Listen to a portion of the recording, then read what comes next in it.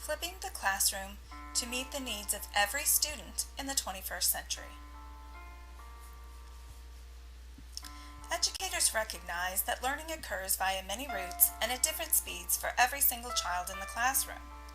They also recognize that regardless of the age of the student, the subject taught, or the student's ability level, every student has unique learning needs, learning styles, and differing intelligences.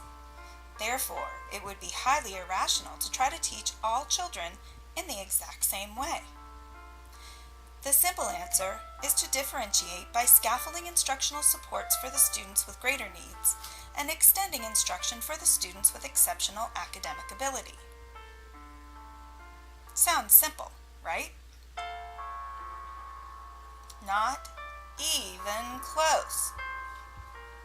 As any experienced educator can tell you, when you put 25 to 30 students or more in one classroom, then complicate the scenario by having students of exceptional academic ability, students of average ability, and students with specific learning disabilities all in the same classroom.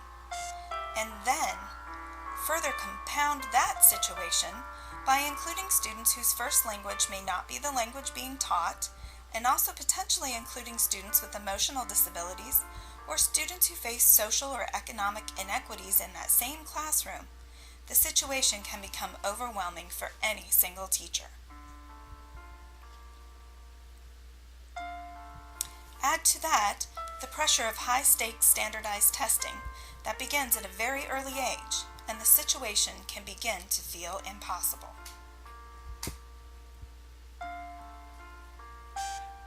Impossible, you say? Again, not even close. The 21st century has provided teachers with so many free options for differentiating instruction through scaffolding, extension, and authentic assessments that the traditional classroom impossibilities have been flipped squarely on their head. Follow along for a brief tutorial on how to use free technologies to flip any classroom into a dynamic learning environment where every student progresses and every educator exceeds the wildest expectations of the traditional teacher. Hey Shawty. Did you hear about Coach B's class? She totally flipped. I know. Right? We get to use our cell phones and tablets in class. She had us texting in class using Poll Everywhere. I heard you all were playing a game called Three Truths and a Lie. Yeah. Right. We had to text which answer we thought was a lie. We had to decide whether she surfed, was a scuba diver, or that she was a skydiver. So, which was it? Well, I figured that she didn't surf. I know she's blonde. But a girl surfing? Was that it? No. She said she'd never jump out of a totally good airplane. She really likes the water. The poll showed up on the screen as we each texted in our answers anonymously.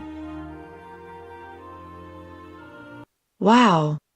That was a pretty neat video clip. It sure got my attention. That's called an animation and can be created using GoAnimate or Animoto. By embedding your content in technologies that grab your students' attention, you have a better chance that they will actually retain the learning. If you like me, try Voki. I was created by Coach B to talk to you today about these fun technologies. You can use any of these in your teaching, and you can also teach your students to use these free technologies to enhance their learning or to share what they have discovered through inquiry. Welcome to the Education Channel. Today we are looking at technologies that are rocking Coach B's class. For example, this newscast is brought to you by GoAnimate. I need to teach rocks. The students don't always seem interested in rocks. I wonder how I can make them more interesting. We can watch the Bill Nye video on the rock cycle and the go out to take pictures of rocks in the field.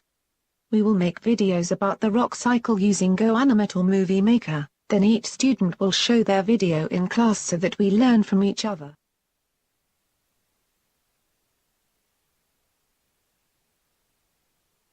Another way that students could show what they learned is by creating a Blogstrat, which is an e-poster. You can embed video, files and pictures on the Blogstrat. Coach P included this next pic to give you an example.